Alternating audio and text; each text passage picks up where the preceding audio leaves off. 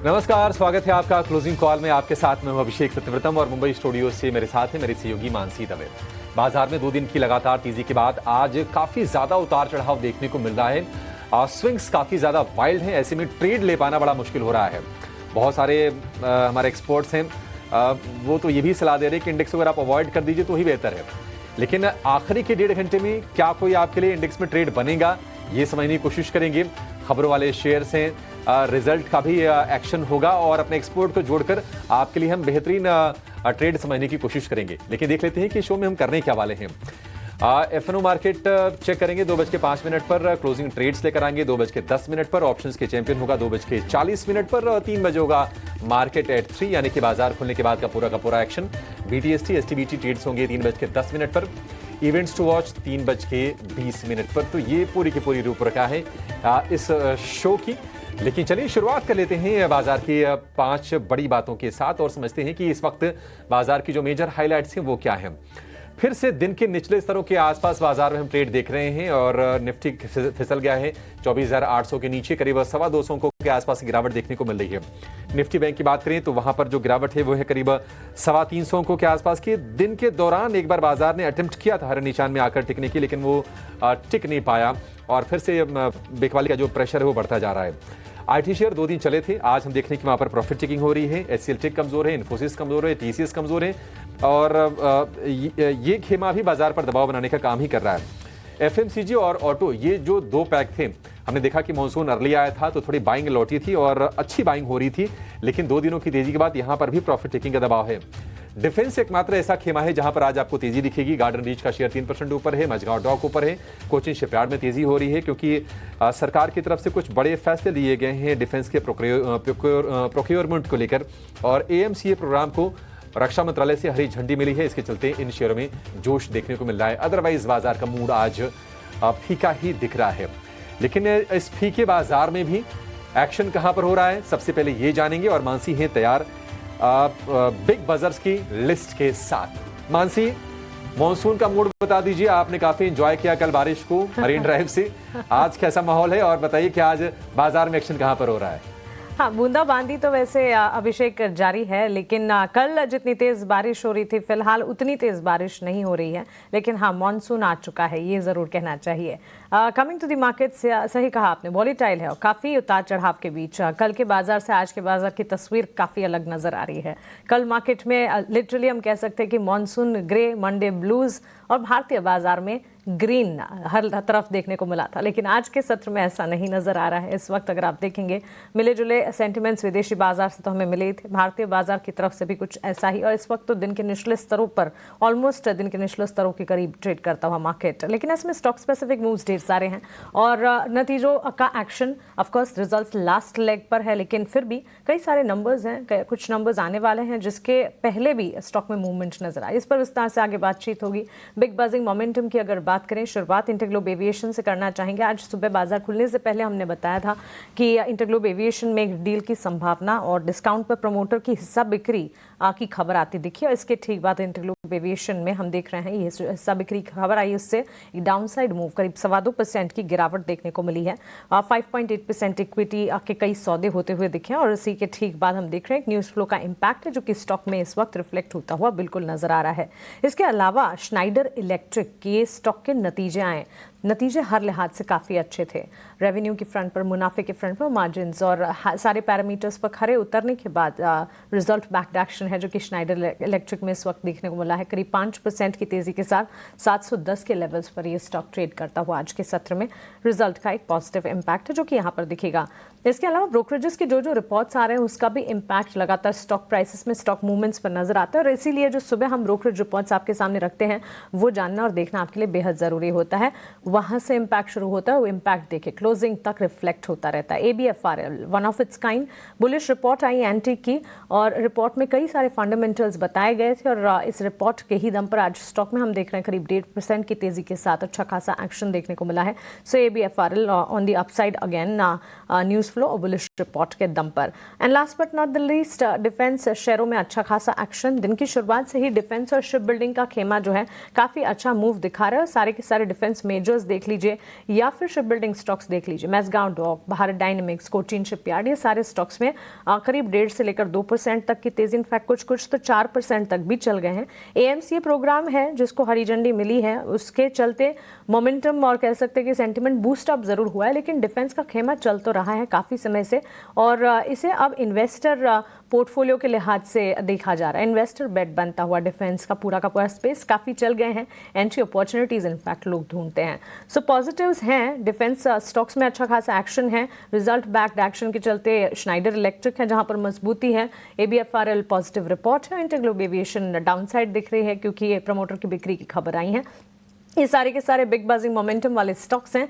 लेकिन अब सीधा आ जाते हैं भारतीय बाजार पर और सबसे पहले एक बात होनी चाहिए इंडिया विक्स की, क्योंकि स्पाइक अप कल जब बाजार में अच्छा खासा एक्शन दिख रहा था तब भी इंडिया विक्स में जो स्पाइक्स थे वो कंसर्न्स पैदा कर रहे थे। 18 के लेवल्स के आसपास हम देख रहे थे, करीब 3.5% तक की तेजी कल के सत्र में थी।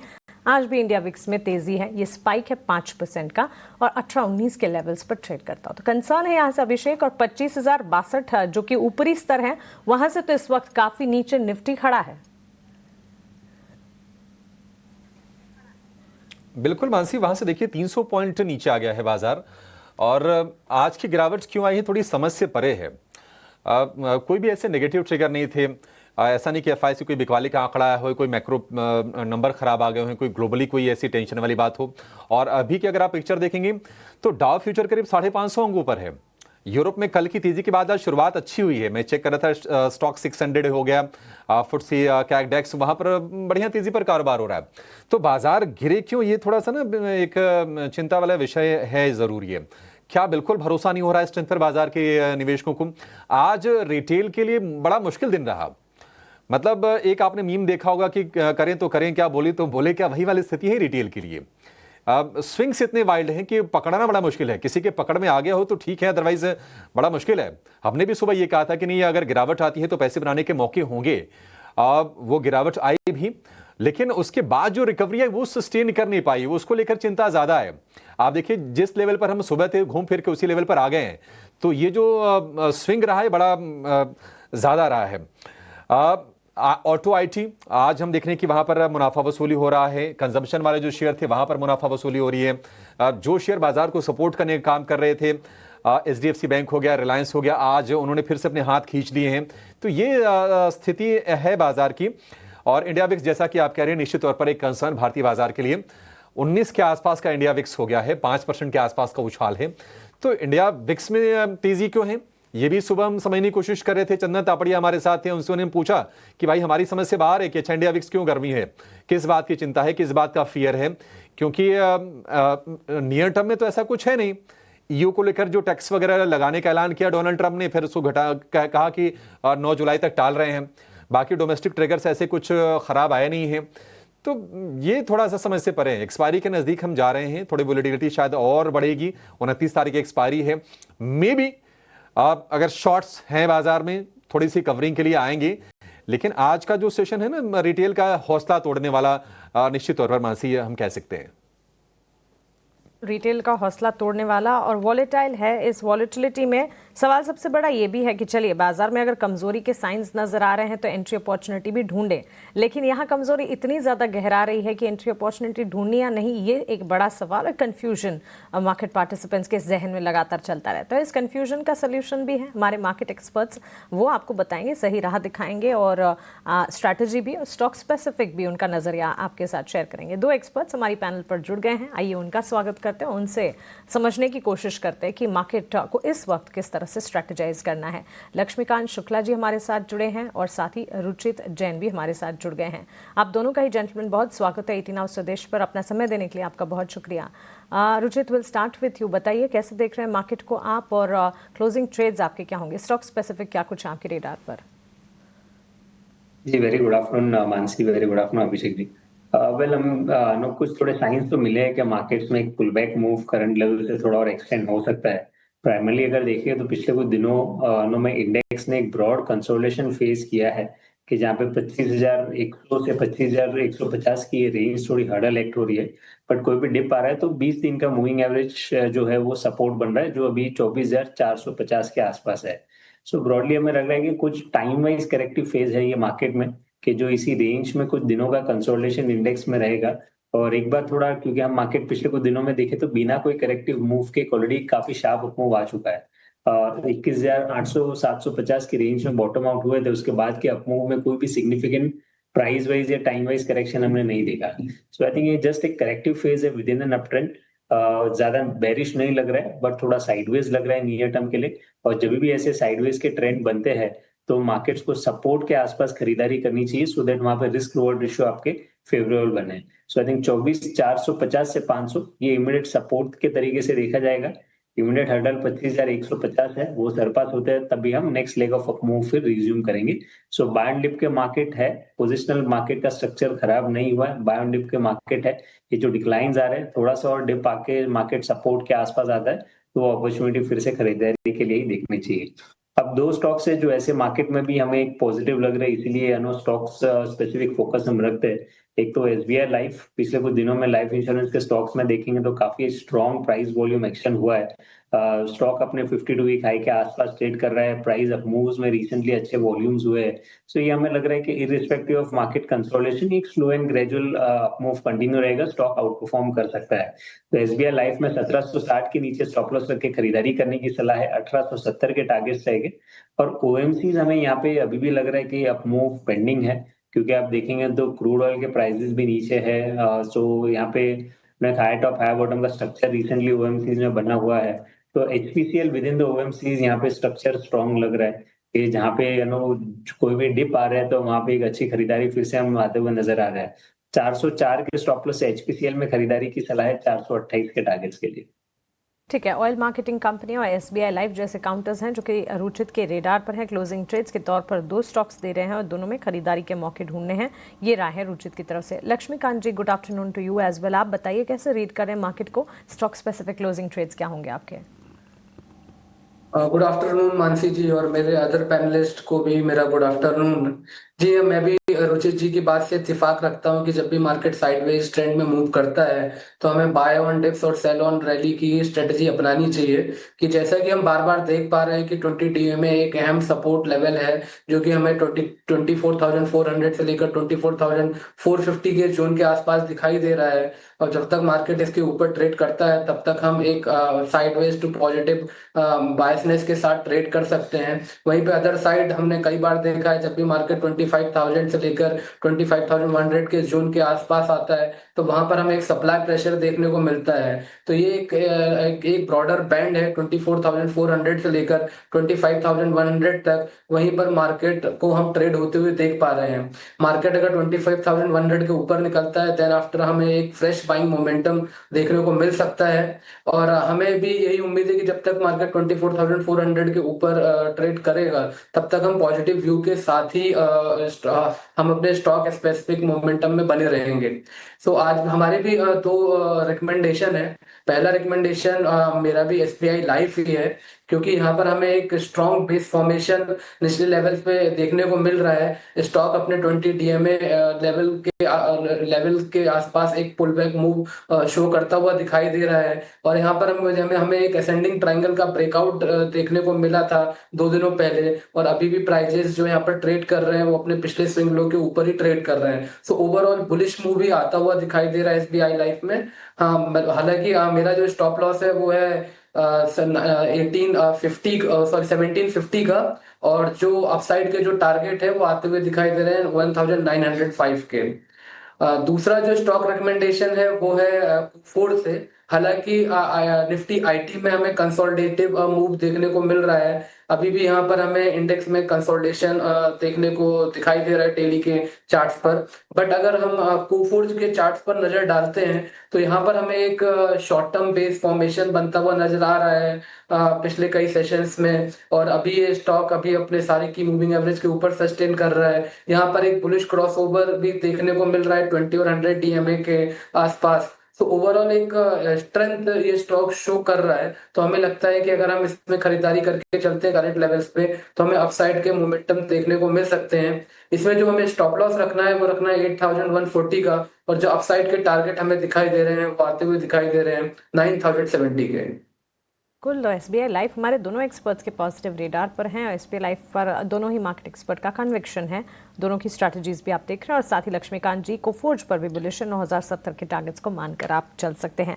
आईटीआई लिमिटेड, रुचित, इस पर एक राय बनती है। पिछले 6 महीने में जो स्टॉक ने मूवमेंट नहीं दिखाया उससे अच्छा परफॉर्मेंस पिछले 1 महीने में, और आज करीब 10% अपर सर्किट पर ये स्टॉक ट्रेड करता है और नतीजों से ठीक पहले इस तरह का मूव यहाँ नजर आ रहा है। वैसे तो सर्किट पर है स्टॉक और एक्सपेक्टेशंस अगर देखें कंसेंसस की माने तो अच्छे नंबर्स की हैं। किसी की अगर पोजीशन है उन्हें क्या करना चाहिए? पोजीशंस है तो एक बार और मूव के लिए होल्ड की जा सकती है। काफी शार्प करेक्शन ये स्टॉक में आया था जनवरी महीने के बाद में, जहाँ आई थिंक 550 के ऊपर ये स्टॉक ने अपने हाइस बनाए थे, वहां से 250 तक का करेक्शन आया। अब आज काफी समय बाद स्टॉक ने अपने 200 दिन के मूविंग एवरेज को सरपास किया है। हालांकि काफी हाई बीटा नेम है, तो मैं ये भी सलाह दूंगा कि आप लो लेवल से स्टॉप लॉसेस भी जरूर मेंटेन करें।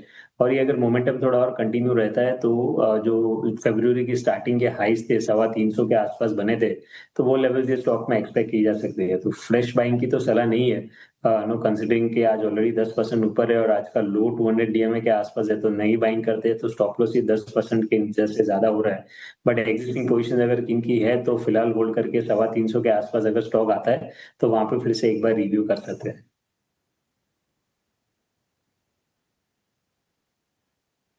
आईटीआई के नंबर भी आने वाले हैं और नंबर से पहले हम देख रहे हैं कि काफी दिनों के बाद आईटीआई ने 300 रुपए का आंकड़ा क्रॉस किया है।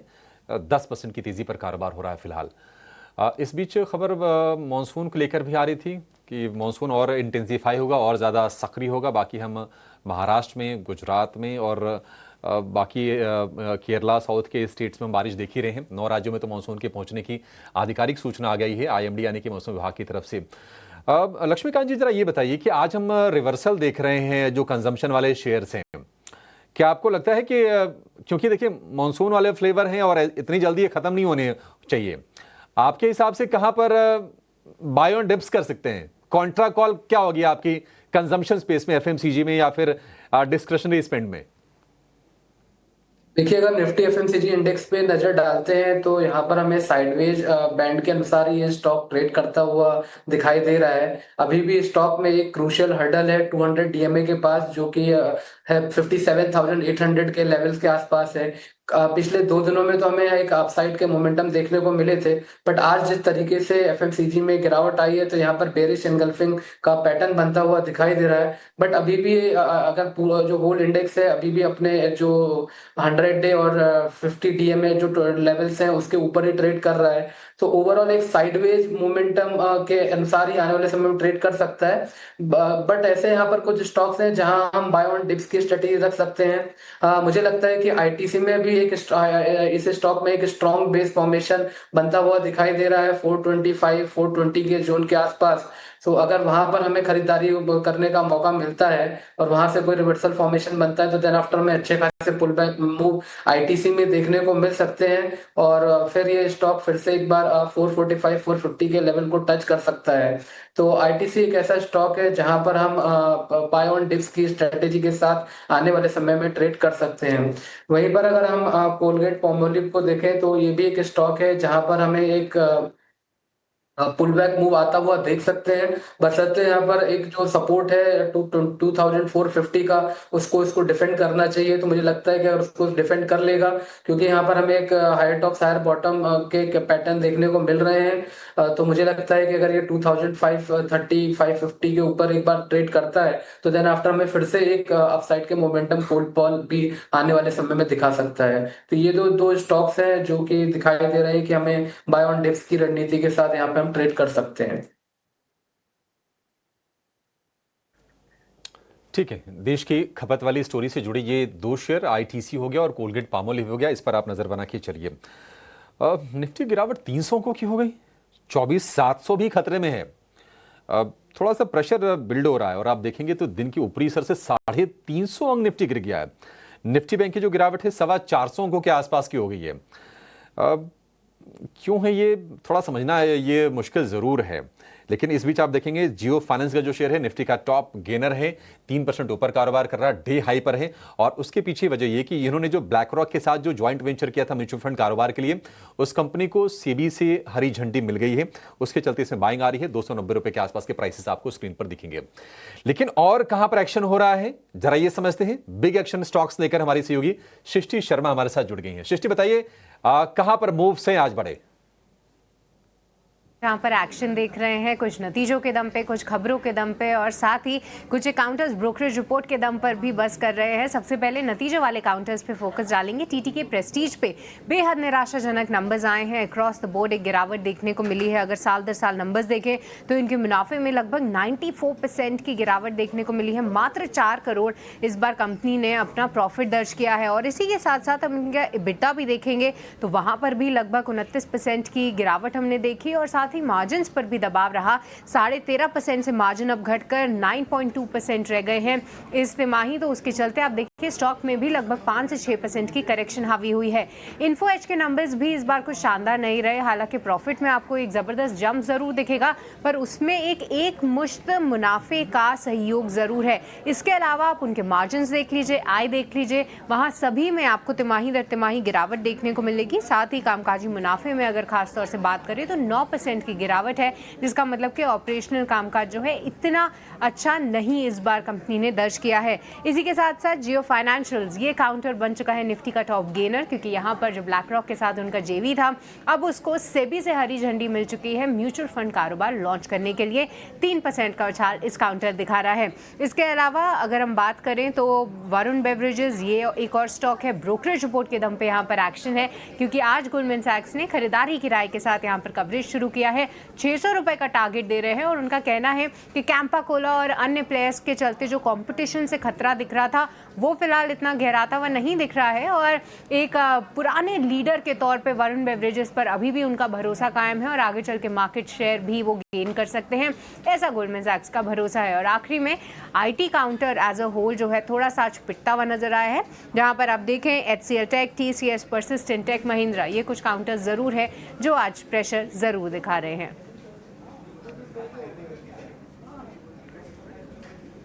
ठीक है, तो आईटी वाले शेयरों पर दबाव है और कुछ शेयर जिसमें कि जियो फाइनेंस का नाम लिया सृष्टि ने, वहां पर हम तेजी देख रहे हैं क्योंकि ब्लैक रॉक के साथ जो जेवी है उसको मिल गई है सेबी की मंजूरी। देखिए ये तो होना ही था, समय की बात ही कब होता है। लेकिन ये जरूर है कि कॉम्पिटिटिवनेस काफ़ी बढ़ेगी इस स्पेस में, प्राइसिंग को लेकर काफ़ी अग्रेसिव होगा ऐसा मान के चल रही है इंडस्ट्री। जियो ब्लैक रॉक की जो जेवी है और देखिए रिलायंस की एक स्ट्रेटजी होती है कि जिस स्पेस में जाए ना डिस्ट्रप्शन क्रिएट करें, तो पैठ अपनी बनाएगा जियो फाइनेंशियल, इसमें कोई दो राय नहीं है, किसी के मन में कोई शक नहीं है। और इसके चलते ही बिना कारोबार के भी जो इसको वैल्यूएशन मिल रहा था वो अमेजिंग था। जियो फाइनेंशियल हमने देखे हैं 350 रुपए के आसपास के प्राइसेस देखे हैं, अब तो बाकायदा एक खबर भी आ गई है और लोअर लेवल से अच्छी रिकवरी दिखा रहा है जियो फाइनेंशियल का शेयर 290 रुपए। रुचित भाई 290 पर भी लेना है जियो फाइनेंशियल अगर किसी को थोड़ा समय देना हो तो?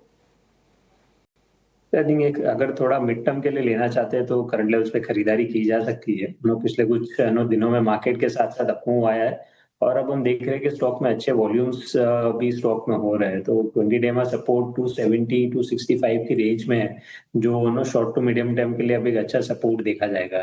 तो ये ट्रेंड स्टॉक का पॉजिटिव ही नजर आ रहा है। बस स्टॉक पिछले कुछ दिनों में रनअप हो चुका है, तो मेरी ये सलाह रहेगी कि अगर लेना चाहते हैं तो कुछ क्वांटिटी करंट लेवल्स पे, और अगर कुछ नियर फ्यूचर में छोटे मोटे डिप्स मिलते हैं तो वहां पे आप और क्वांटिटी ऐड कर सके, ऐसी रणनीति रख के स्टॉक में पोजिशनल बेसिस के ऊपर खरीदारी करें। रुक है ज़रूर, लेकिन स्लो एंड इवेंचुअल चाल चलता ही ये स्टॉक और गिरावट में खरीदारी के मौके तो ढूंढे जा ही सकते हैं। ये राय रुचित की तरफ से मिलती हुई। एक नज़र FNO लेवल्स पर भी, निफ्टी के एक्टिव कॉल्स और पुट लेवल्स की अगर बात करें, 25,000 के कॉल्स में राइटिंग हो रही है और 24,800 के कॉल्स में भी राइटिंग हो। मैक्सिमम ओपन इंटरेस्ट जो है वो 26,000 की कॉल में इस वक्त देखने को मिले हैं। 24,732 के स्तरों पर करीब 300 अंकों की बिकवाली पर यहाँ पर इस वक्त निफ्टी ट्रेड करता हो। तो एक्टिव कॉल्स 25,000 और 24,800 के लेवल्स पर जहाँ कॉल राइटिंग हो रही है।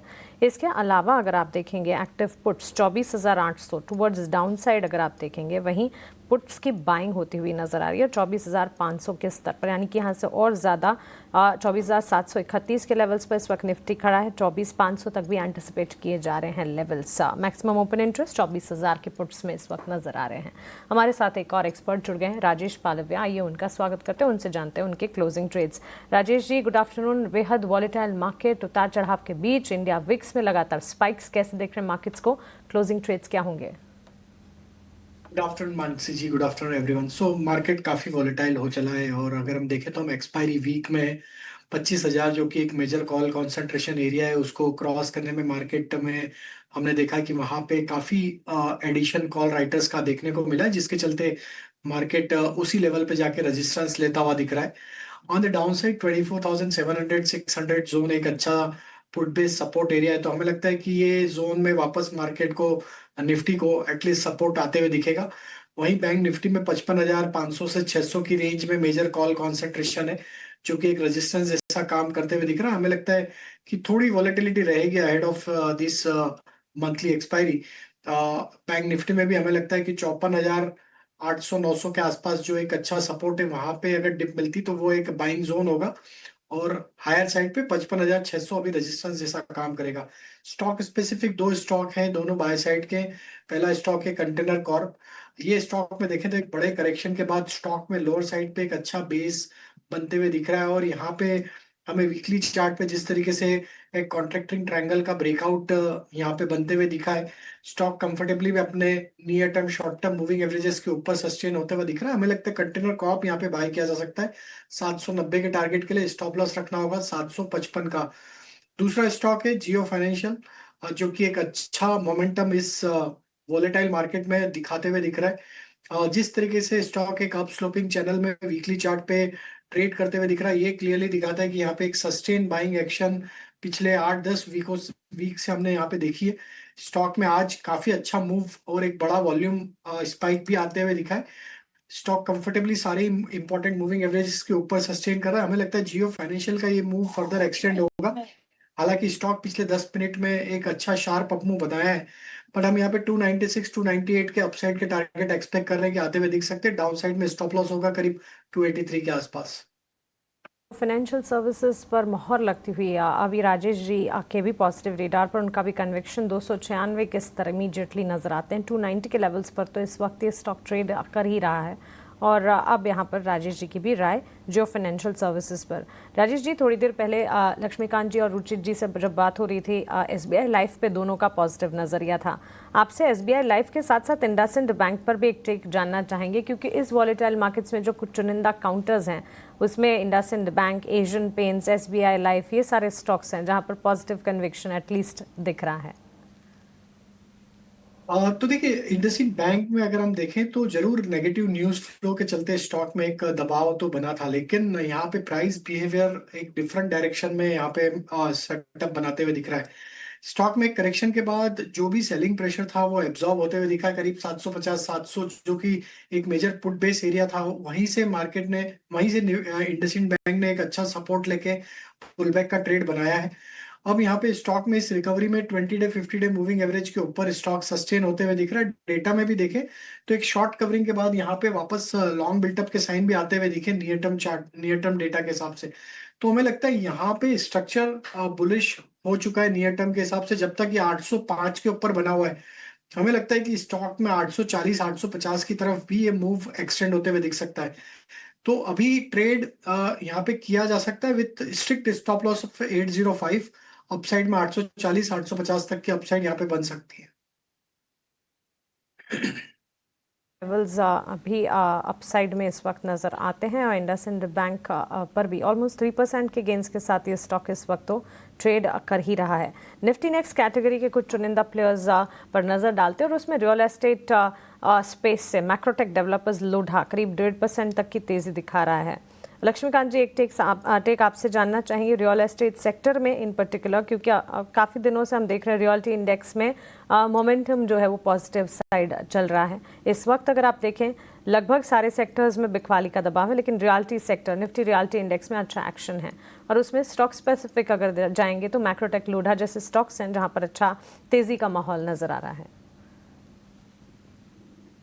मानसी जी, निफ्टी रियल एस्टेट में कई सारे ऐसे स्टॉक हैं जहां पर हमें अच्छे खासे फॉर्मेशन देखने को मिल रहे हैं। इवन हम मैक्रोटेक लुडा की भी बात अगर देख पा रहे हैं चार्ट्स पे, तो यहाँ पे हायर टॉप हायर बॉटम का फॉर्मेशन है और कंटिन्यूसली स्टॉक अपने अपर लेवल्स पर बना हुआ दिखाई दे रहा है। सो ओवरऑल स्ट्रेंथ यहाँ पर हमें देखने को मिल रहा है इस स्टॉक में। अभी जो सपोर्ट नजर आ रहा है वो सपोर्ट नजर आ रहा है 1410 से लेकर 1420 तक के। मुझे लगता है कि जब तक ये स्टॉक इसके ऊपर ट्रेड करता है तब तक इसमें बुलिश मूव बना रहेगा। आने वाले समय में हमें यहाँ पर 1500 से लेकर 520 के जोन हम देख सकते हैं। दूसरा जो स्टॉक है जो रियल एस्टेट में अच्छा लग रहा है वो है गोदरेज प्रॉपर्टी।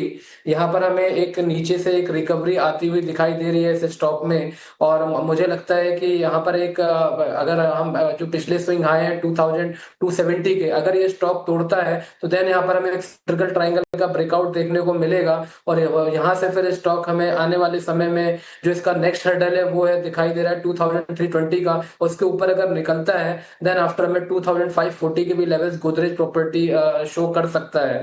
सो मुझे लगता है कि गोदरेज प्रॉपर्टी और मैक्रोटेक लोड़ा ये दो स्टॉक है यहाँ पर हमें नजर रखनी चाहिए। अपार्ट फ्रॉम दिस अगर हम डीएलएफ पे भी अगर नजर डालते हैं तो यहाँ पर भी फर्दर अपसाइड के मूव देखने को मिल सकते हैं। रिसेंटली अभी भी स्टॉक अपने 200 डीएमए लेवल के ऊपर ट्रेड कर रहा है, तो यहाँ से भी लगता है कि हमें 800 तक के लेवल डीएलएफ भी आने वाले समय में दिखा सकता है। जो इमीडिएट सपोर्ट है वो 750 के आसपास आ रहा है और जब तक ये इसके ऊपर ट्रेड करता है तब तक हम अपर साइड के लेवल का एक्सपेक्टेशन रख सकते हैं।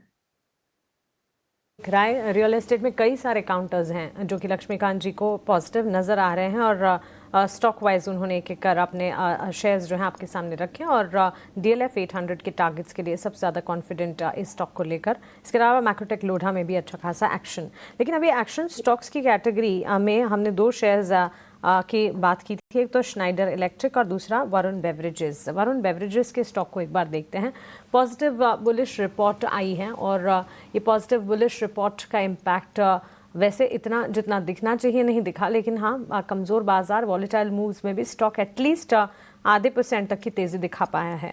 गोल्डमैन सैक्स की पॉजिटिव रिपोर्ट है, 485 के टारगेट्स। रुचित एंटिसिपेटेड है रिपोर्ट में कि 600 तक के जा सकता है। आपकी राय क्या होगी? शॉर्ट टर्म में देखें तो मोर एक कंसोलिडेशन फेज लग रहा है स्टॉक में। पिछले कुछ समय से स्टॉक एक रेंज में ही रहा है, लेकिन प्राइस वाइज आई थिंक कहीं ना कहीं एक अच्छा करेक्शन हमने हायर लेवल से देखा है और ये 440 450 ये एक अच्छा सपोर्ट जोन स्टॉक के लिए। तो आई थिंक मोर और लेस चलो ये स्टॉक मोर एक लॉन्ग टर्म के पर्सपेक्टिव से देखना चाहिए और अगर इनकेस नियर फ्यूचर में और थोड़े से डिप्स में ये 440 450 के रेंज में आते हैं तो रिस्क रिवॉर्ड रेशियो काफी फेवरेबल बनेंगे स्टॉक में फिर से काउंटर ट्रेड लेने के लिए। तो बाय एंड डिप्स की रणनीति रखने की सलाह रहेगी। नियर टर्म का कंसोलिडेशन फेज है और ये कंसोलिडेशन में जब भी अगर नो आगे चल के स्टॉक अगर सपोर्ट के आसपास आता है तो नो निचले स्तरों पे खरीदारी की सलाह है।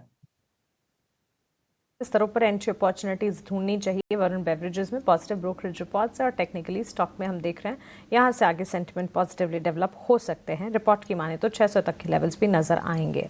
लेकिन स्नाइडर इलेक्ट्रिक के स्टॉक पर भी एक राय होनी चाहिए। और राजेश जी, हर लिहाज से नतीजे अच्छे आए हैं और नंबर्स पॉजिटिव हैं, उसका एक इम्पैक्ट है। मार्जिन के फ्रंट पर हालांकि हल्का फुल्का दबाव ज़रूर देखने को मिला है, लेकिन अदरवाइज रेवेन्यू के फ्रंट पर भी सालाना आधार पर करीब 24-25% की तेज़ी दिखी है।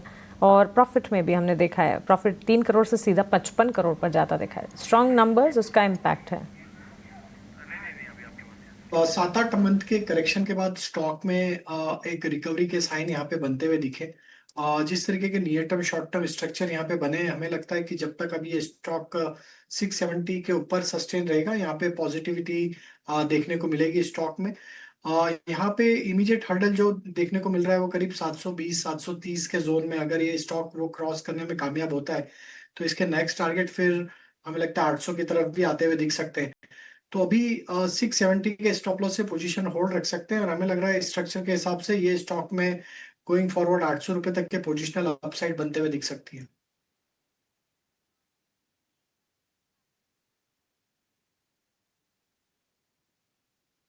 स्नाइडर को लेकर ये व्यू, बाजार में हम कोई रिकवरी देख नहीं रहे हैं। और निफ्टी की बात करें तो 250 अंकों की कमजोरी भी बरकरार है और निफ्टी बैंक के करीब 400 अंक नीचे इस वक्त कारोबार करता हुआ। रियल एस्टेट की हम चर्चा कर रहे थे। राजेश जी नमस्कार। आज हम देख रहे हैं कि जो सीमेंट वाले स्टॉक्स हैं फिर से लगातार दूसरे सत्र में कमजोर हैं, चाहे बड़े हों या फिर छोटे हों, वहां पर हम प्रॉब्लम लगातार देख रहे हैं। अल्ट्राटेक जरा चेक करके बताइएगा, 3% की गिरावट तो इसमें हो गई है, क्या और गिरेगा ये शेयर? और किसी के मन में अगर ये सवाल खड़ा हो रहा हो कि अच्छा गिर गया है, रीसेंट हाई से थोड़ा नीचे आ गया है, कॉन्ट्रा बाइंग कर ले, उनको क्या सलाह देंगे आप? आई थिंक अभिषेक जी थोड़ा वेट करना चाहिए, थोड़ा और करेक्शन यहाँ पे एक्सटेंड होते हुए दिख सकता है। स्टॉक ने 20 डे 50 डे मूविंग एवरेज को नीचे ब्रेक डाउन किया है। एक मल्टीपल सपोर्ट जोन जो कि डेली चार्ट पे देखने को मिली थी 1150 11,600 के आसपास, वो भी ब्रेक डाउन होते हुए दिखी। तो हमें लगता है जब तक कि 11,600 के लेवल को वापस रिगेन करने में कामयाब नहीं होता है, थोड़ा यहाँ पे प्रेशर रहेगा। हो सकता है स्टॉक में 11,200 तक की डाउनसाइड भी ओपन होते हुए दिखे, तो थोड़ा वेट करना चाहिए। 11,200 हमें लगता है लोअर साइड के टारगेट इसमें आते हुए दिख सकते हैं नियर टर्म पर्सपेक्टिव में।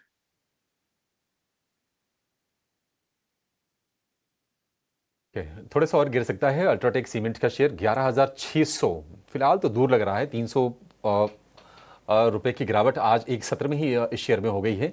2.5% नीचे ये कारोबार कर रहा है। लेकिन कुछ सेगमेंट एक्टिव हैं, आप देखिए केमिकल एक्टिव है, फर्टिलाइजर, एग्रो केमिकल, उसमें सिलेक्टिव बाइंग हो रही है। अभी थोड़ी देर पहले हम टाटा केमिकल्स की बातचीत कर रहे थे। एक बार जरा रैलिस चेक करेंगे आप रुचि जी?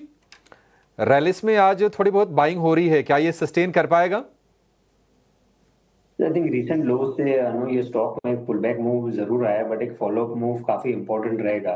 एक अप मूव अच्छे वॉल्यूम्स के आने के बाद में पिछले एक हफ्ते से स्टॉक एक कंसोलिडेशन फेज में है, जिसमें 300 रुपए का एक रेजिस्टेंस बना है और 275 के आसपास स्टॉक में एक सपोर्ट बेस बना है। So ideally follow up move रहता है और स्टॉक अगर फिर से अच्छे वॉल्यूम्स के साथ ये 290 300 का रेजिस्टेंस जोन पार करने में सफल रहता है, तो हम एक सस्टेनेबल अप मूव स्टॉक में फिर एक्सपेक्ट कर सकते हैं। ठीक है, रैलिस को लेकर ये व्यू। चलिए एक और एक्सपर्ट को शामिल कर लेते हैं। फंडामेंटल नजरिया रखने के लिए हमारे साथ जुड़ गए हैं शो में रोहन मेहता। रोहन भाई बहुत शुक्रिया आपका समय देने के लिए। आज बाजार गिरने के पीछे की वजह आप रोहन भाई क्या देख रहे हैं? ऐसी कोई तनाव तो वाली बात तो थी नहीं, सब कुछ ठीक ही लग रहा था। प्रॉब्लम यही हो रही है कि बाजार चल रहा है लेकिन उसमें कॉन्फिडेंस नहीं झलक रहा है। आपके हिसाब से डर क्या है बाजार में? Good afternoon everyone. आई थिंक सो डर से ज्यादा ऐसा है कि market has done more than जो अर्निंग्स आए हमारे हिसाब से। ऑफ कोर्स बहुत एक्सपेक्टेशन नेगेटिव था, सेंटिमेंट भी नेगेटिव था, बहुत चीज ओवरसोल्ड थी। आई थिंक सो कहीं पे वो एक लेवल अप आ गया, उससे थोड़ा प्रीमियम भी मार्केट हो गया है, तो कहीं ना कहीं वर्ल्ड मार्केट भी एक स्टेबिलिटी पे आ गए हैं। तो आई थिंक सो ये एक जोन है फ्रॉम 24,000, टेक्निकल एक्सपर्ट नहीं हो पर ये निफ्टी का एक अगर जोन पकड़ो तो ये जो जोन है वहां पे ही क्वार्टर पे अप्स एंड डाउन्स रहेंगे। So I think so it's not major, कोई ये नहीं है, पर ऐसा कोई एक्स्ट्रा ऑर्डिनरी सरप्राइज कोई रियल मार्केट सेक्टर में नहीं आया है। इसीलिए now we will see more consolidation market plus stock specific move. So I think so it's a positive thing, not much negative.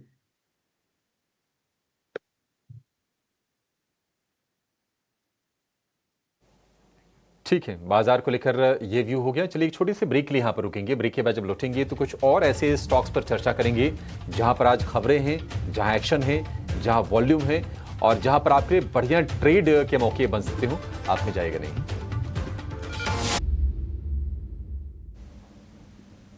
सीधा रुख करते हैं ऑप्शंस के चैंपियन का और ऑप्शन की एक दमदार रणनीति आपके सामने रखते हैं। हमारे साथ 5 पैसा कैपिटल से सचिन गुप्ता जुड़ गए अपनी ऑप्शन की रणनीति लेकर। सचिन गुड आफ्टरनून, बताइए।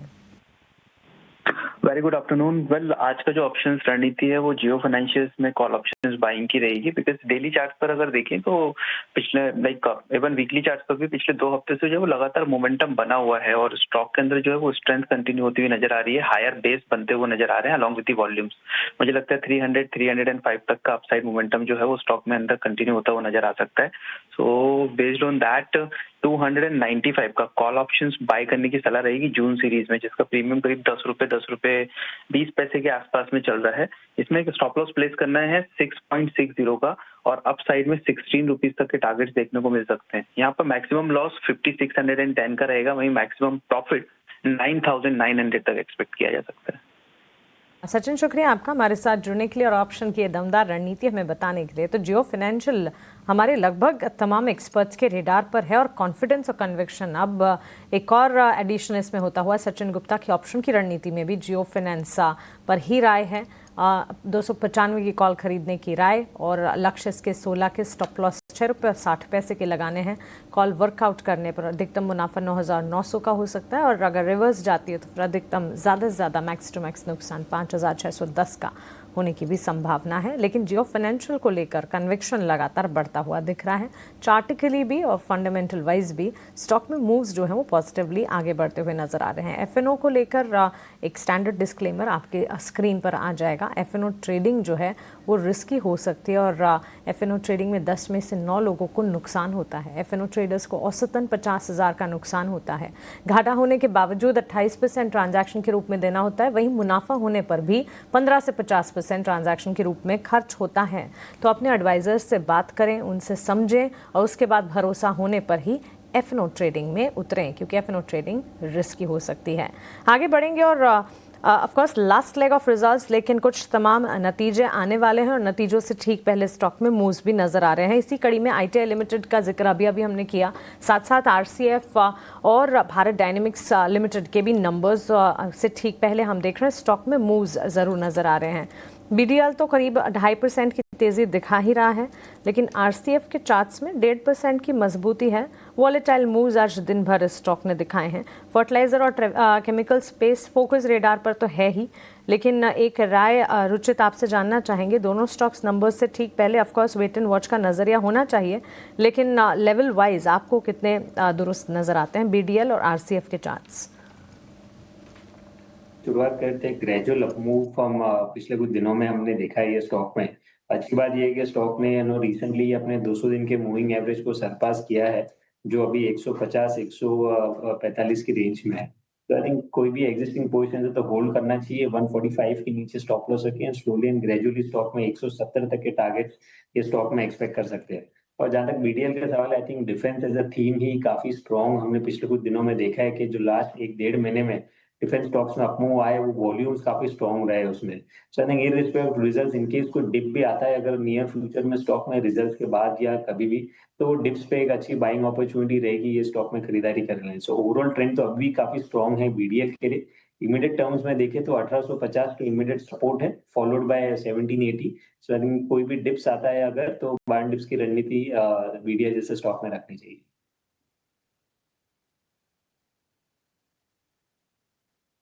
बाय एंड डिप्स की रणनीति आपके लिए बीडीएल के शेयर में कुछ ऐसे शेयर चेक करते हैं जहां पर तेजी की पोजीशन तेजी से कम हो रही है, और उसमें दिख रहा है पेज इंडस्ट्रीज का शेयर। आज लगातार तीसरे सत्र में गिरावट है। राजेश जी जरा चेक करके बताइए, ओआई शेडिंग भी काफी ज्यादा है इसमें, क्या और ये गिरावट का शिकार होगा यहां से शेयर, ये पेज इंडस्ट्रीज कितना गिरेगा ये? अभिषेक जी, पिछले 3-4 सेशन में देखें स्टॉक में हायर साइड पे एक सप्लाई प्रेशर बना हुआ है, और आज जिस तरीके से स्टॉक में एक करेक्शन बना है, स्टॉक ने अपनी एक अप स्लोपिंग ट्रेंड लाइन का ब्रेकडाउन यहाँ पे होते हुए दिखा है वीकली चार्ट पे, जो कि एक अर्ली साइन है कि हो सकता है कि ये ट्रेंड रिवर्सल के नियर टर्म चार्ट पे एक ट्रेंड रिवर्सल के साइन बनते हुए दिखे। तो हमें लगता है कि जब तक अब ये स्टॉक 47,800 के नीचे रहेगा, थोड़ा यहाँ पे सप्लाई कंटिन्यू रहेगा। डाउन साइड में इमीडिएट सपोर्ट जो दिखता है हमें इस करेक्शन का, वो आना चाहिए करीब 46,000 45,700 के आसपास। तो हमें लगता है थोड़ा करेक्शन और बढ़ सकता है स्टॉक का। सो इमीडिएट लेवल को वॉच करना है, वो है 46,500। अगर वो टूटता है तो फिर हमें लगता है यहाँ से 500 से 700 रुपए का और correction short period of time में ही आता हुआ दिखेगा। 500 से 700 रुपए की गिरावट और आ सकती है। एक और शेयर चेक करते हैं, नतीजे इसके आए थे, नतीजों के बाद हमने तेजी देखी थी एबी कैपिटल का शेयर, लेकिन पिछले 3-4 सत्र से एक रेंज में फंस गया और ऐसा अब लग रहा है कि शायद यहां से एक ब्रेकडाउन दिखा सकता है। रुचि जी, आदित्य बिरला कैपिटल जरा चेक करके बताइए, आज हल्की सी गिरावट है लेकिन संकेत क्या दे रहा है ये?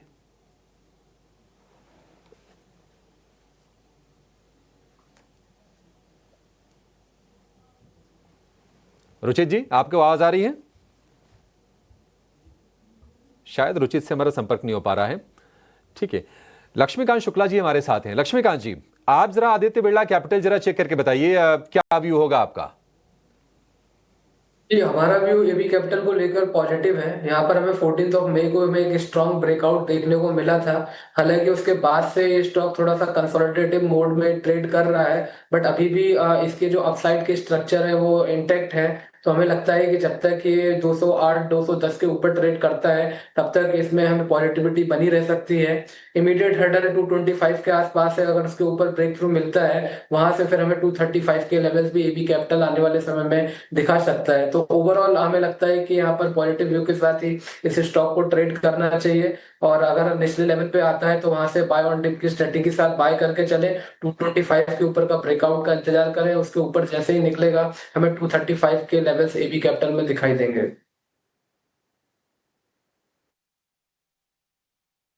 एबी कैपिटल को लेकर ये व्यू, बाजार में एक खेमा आज ऐसा है कि नेगेटिव आज प्राइस पैटर्न के बावजूद भी इंडेक्स लेवल पर वो खेमा थोड़ा सा बजी है, वो है डिफेंस का। और डिफेंस में भी खास तौर से अगर आप शिपिंग कंपनीज को देखेंगे तो वहां पर मूव अलग दिखेंगे आपको।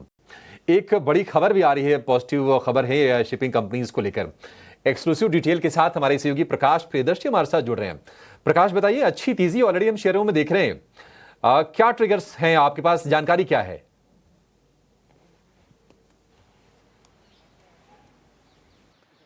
देखिए, शिपिंग सेक्टर की दो पीएसयूज हैं, उनके लिए काफ़ी पॉजिटिव डेवलपमेंट है। खासकर अगर आप कोचिन शिपयार्ड लिमिटेड और गोवा शिपयार्ड लिमिटेड की बात करें, क्योंकि सूत्र हमें बता रहे हैं कि सरकार इनका जो स्टेटस है वो अपग्रेड कर सकती है। यानी कि इस वक्त ये मिनी रत्ना कंपनीज हैं, इनको अपग्रेड करके नवरत्ना कंपनीज कर दिया जाएगा। इस मसले पर चर्चा की शुरुआत कर दी गई है। ये काफ़ी पॉजिटिव डेवलपमेंट है इन दोनों ही कंपनीज के लिए, क्योंकि स्टेटस में अपग्रेड होने के बाद इनको कई तरह के फाइनेंशियल फ्रीडम, ऑपरेशनल फ्रीडम सरकार की तरफ से दिया जाएगा। इस वक्त जो जानकारी है उसके हिसाब से इस प्रपोजल पर काफ़ी एक्टिव डिस्कशन चल रहा है फाइनेंस मिनिस्ट्री के अंदर, और ग्रुप ऑफ सेक्रेटरी जो इस मसले पर जिसका गठन हुआ है वो भी इस प्रस्ताव पर चर्चा कर रही है।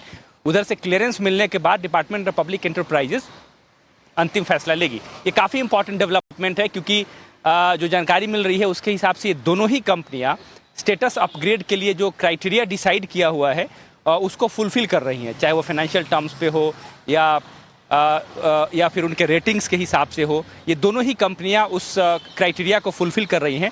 लिहाजा इस प्रस्ताव पर काफ़ी एक्टिव डिस्कशन चल रहा है कि इनके स्टेटस को अपग्रेड कर दिया जाए। और जैसा कि आपको पता है कि जैसे ही इनके स्टेटस को अपग्रेड किया जाएगा, इनके बोर्ड के पास फाइनेंशियल और ऑपरेशनल फ्रीडम तो मिल ही जाएगा, साथ ही साथ इन्वेस्टमेंट की जहाँ तक बात है, 1000 करोड़ रुपए तक का जो इन्वेस्टमेंट है वो करने के लिए इन कंपनीज को सरकार से अप्रूवल लेने की ज़रूरत नहीं होगी। तो ये काफ़ी पॉजिटिव डेवलपमेंट है।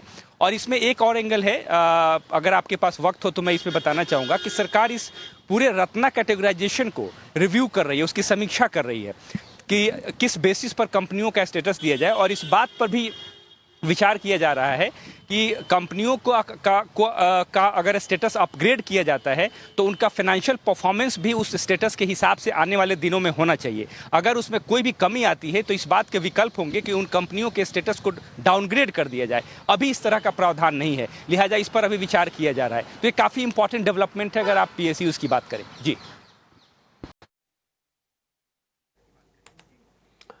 ठीक है प्रकाश, बहुत शुक्रिया आपका। मतलब अच्छी खबर है ये अपग्रेड किया जाना। जैसा कि प्रकाश बता रहे थे कि उससे ऑपरेशनल फ्रीडम आ जाती है, फाइनेंशियल फ्रीडम आ जाती है कि अगर कोई निवेश का फैसला लेना हो कंपनी खुद ले सकती है एक सर्टेन लिमिट तक। 3-4 कैटेगरीज हैं, मिनी रत्न है, नवरत्न है, महारत्न है, ये सरकार ने अपने पीएसयूज को इसके अंडर क्लासीफाई किया हुआ है। आज हम देख रहे हैं कि डिफेंस वाले शेयरों में अच्छी तेजी भी हो रही है। आप कोचिन शिपयार्ड देखिए, इसके अलावा गार्डन रीच शिप बिल्डर हो गया, मझगांव डॉक हो गया, ये तमाम शेयर बढ़त के साथ आज कारोबार करते हुए आपको दिखाई देंगे। राजेश जी, डिफेंस में क्या है ना कि बहुत सारे लोगों ने पैसे बनाए हैं, लेकिन बहुत सारे लोगों ने ना आनंद फानंद में हाथ जलाए भी हैं। आप जरा बताइए कि आपको क्या सही लग रहा है? थोड़ा लंबा व्यू रखेंगे, छोटा व्यू नहीं रखेंगे।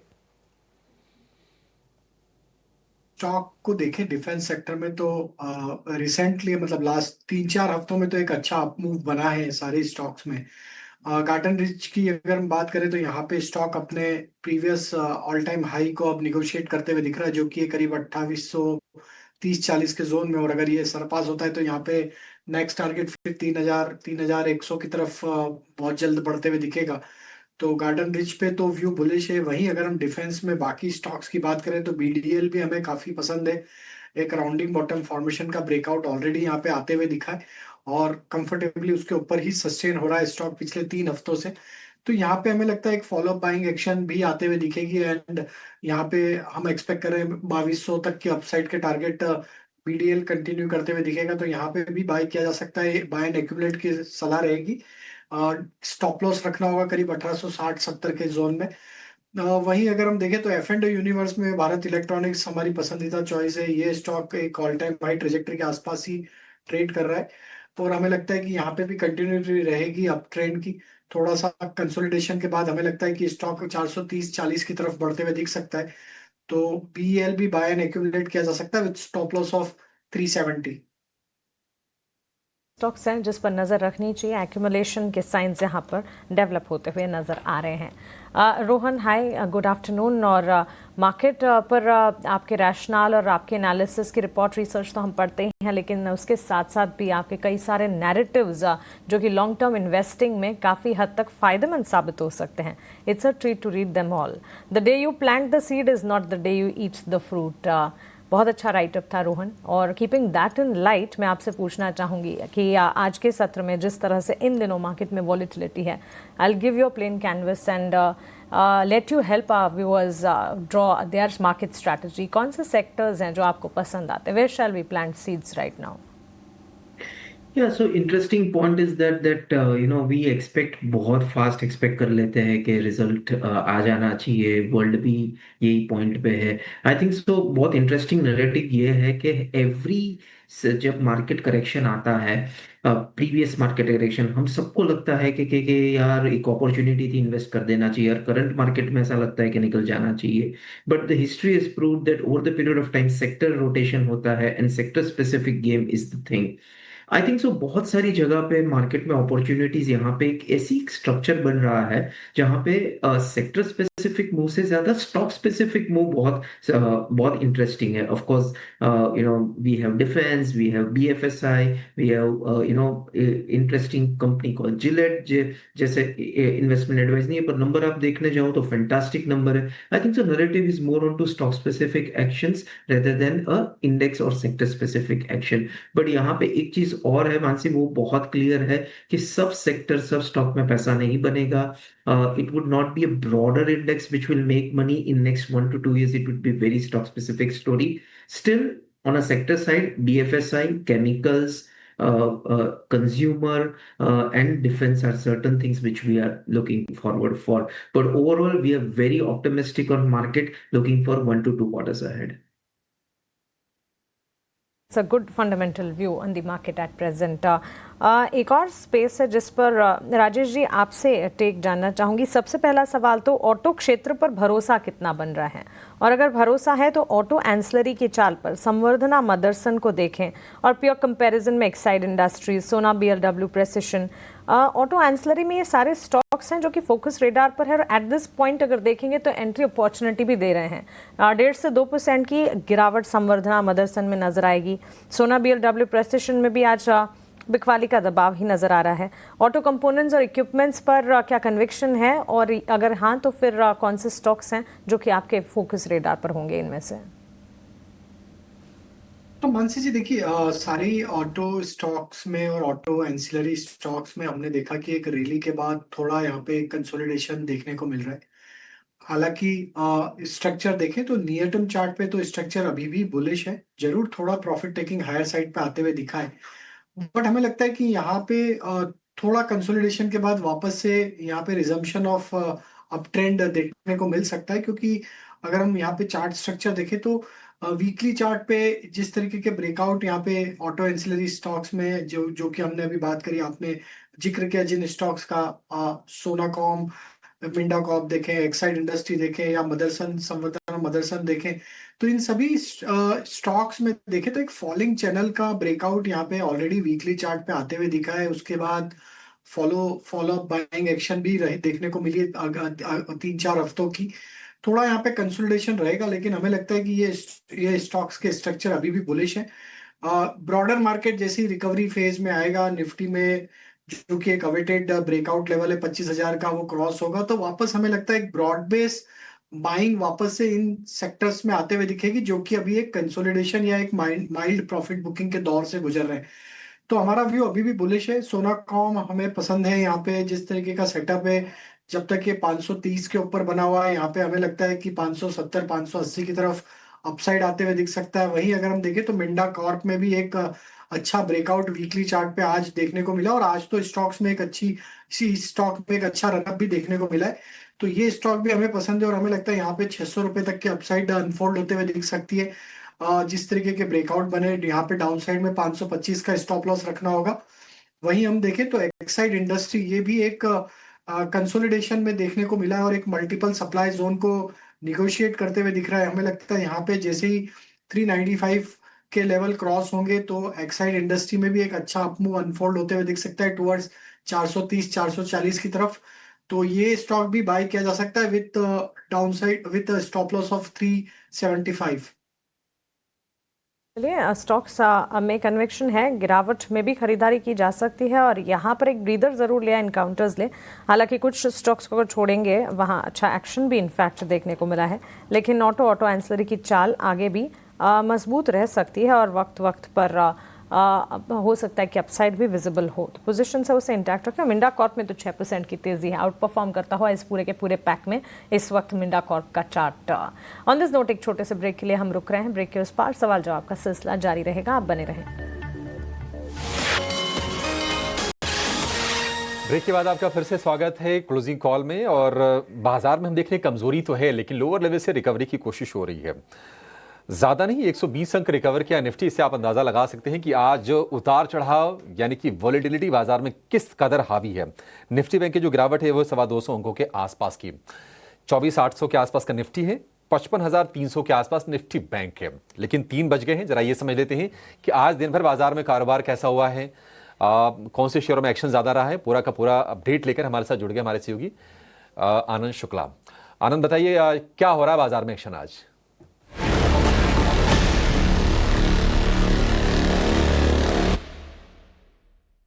मार्केट एट 3 की शुरुआत करते हैं सीमेंट शेयरों में आज कमजोरी दिख रही है। अल्ट्राटेक सीमेंट जो है निफ्टी का टॉप लूजर्स बना हुआ है, 3% की गिरावट दिख रही है। साथ ही साथ एसीसी और अंबुजा सीमेंट में भी आज 1 से 1.5% के आसपास की गिरावट दिख रही है। बात कर लेते हैं F&O के टॉप गेनर्स की। F&O के टॉप गेनर्स में आज कॉन्कोर का जो शेयर है कंटेनर कॉर्प का 3% ऊपर कारोबार कर रहा है। साथ ही साथ इंडसइंड बैंक में भी 2.5% से ज़्यादा की तेज़ी दिख रही है। टीटीके प्रेस्टीज के नतीजों की बात करें तो काफ़ी कमज़ोर नतीजे आए हैं, अनुमान से कमज़ोर हैं नतीजे। मुनाफा करीब 94% गिरा है। साथ ही साथ एबिडा भी 29% के आसपास की गिरावट एबिडा में भी दिखाई दे रही है और एबिडा मार्जिन में भी गिरावट के चलते शेयर 6% गिरावट पर कारोबार आज कर रहा है। वरुण बेवरेजेस पर एक खबर है। वरुण बेवरेजेस ने एवरेस्ट इंडस्ट्रियल लंका में 50% हिस्सेदारी खरीदी है और इसी के चलते शेयर हरे निशान में कारोबार कर रहा है। अंत में बात कर लेते हैं कि आज वॉल्यूम कहाँ ज़्यादा दिख रहा है। इंडिगो का जो शेयर है, इंडिगो में आज प्रोमोटर ने बड़ी हिस्सेदारी बेची है और शेयर में करीब 2.5 से 3% की गिरावट दिख रही है। करीब औसत से 30 गुना ज़्यादा जो है वॉल्यूम दिख रहा है इंडिगो के शेयर में। साथ ही साथ ITI की बात करें तो आज ITI के नतीजे आएंगे और शेयर 10% ऊपर कारोबार कर रहा है। यहाँ भी औसत से करीब 20 गुना ज़्यादा वॉल्यूम दिख रहा है। तो ये सारे 3 बजे के अपडेट्स थे जिनकी वजह से इन सारे शेयरों में एक्शन आज दिख रहा है। ठीक है आनंद, बहुत शुक्रिया। वरुण बेवरेजेस वाली खबर है, आई थिंक कि ये खबर पहले आ चुकी है। एवरेस्ट इंडस्ट्रियल लंका में जो 50% जो स्टेक अक्वायर किया है, शायद एक्विजिशन कंप्लीट हो गई होगी, ऐसी खबर अब आई होगी। अदरवाइज ये खबर पुरानी है। शेयर हम हालांकि ज़रूर 1% ऊपर कारोबार करते हुए दिख रहे हैं। एक व्यू ज़रा आपसे रोहन भाई चाहिए इंटर ग्लोब एविएशन की शेयर पर। आज ब्लॉक डील हुई, करीब 6% की भारी भरकम इक्विटी आई राकेश गंगवाल परिवार की तरफ से। और हालांकि शेयर लोअर लेवल से ना स्ट्रेंथ थोड़ा बहुत दिखा रहा है, ऐसा नहीं कि बहुत ज़्यादा कमज़ोर हो गया, 2% ही नीचे है। यानी कि जो फ्लोर प्राइस है उससे तो अभी ऊपर ही ये कारोबार कर रहा है। पिछले अगर हम 1.5 साल के अगर हम इतिहास को देखेंगे तो काफ़ी भारी भरकम ब्लॉक्स आए हैं राकेश गंगवाल फैमिली की तरफ से, और अब आई थिंक कि रफली 7% के आसपास उनका स्टेक बच गई होगी कंपनी में। इस डेवलपमेंट को आप किस तरह से देख रहे हैं इंटरग्लोब एविएशन के लिए? फंडामेंटली तो ऐसे कोई चैलेंजेस दिख नहीं रहे हैं, मतलब एक तरह से डोमिनेंट पोजीशन बनी हुई है डोमेस्टिक एविएशन स्पेस में। फर्स्ट ऑफ ऑल डिस्क्लेमर, हमारा फंड में हम होल्ड करते हैं IndiGo as a top performer. देखो आप, ये जो हो रहा है वो बहुत सारी कंपनीज में हमने पहले देखा है कि प्रमोटर ऑफलोड करते हैं, that's a very normal thing. और मार्केट ने इसको बहुत पॉजिटिवली देखा या तो बहुत फ्लैट देखा, that is also very positive. और वैसे देखने जाए तो IndiGo is equal to India's economy today, और इतना सारा प्रोमिनेंट ग्रोथ है कंपनी में which is unbelievable. So rather एक कोट है बहुत कि आपको अगर एयरलाइन में $1 मिलियन बनाना है तो 2 मिलियन डालो, मीन्स यू नो एयरलाइन में पैसा जाता ही है। But now Indigo is, believe me, it's not more like an airline, it's like more like a consumer company. So आज की डेट में हमको लग रहा है कि Indigo जैसा कंजम्पशन इंडिया में और मोनोपोली पॉसिबल नहीं है। That is the reason we are extremely bullish on Indigo.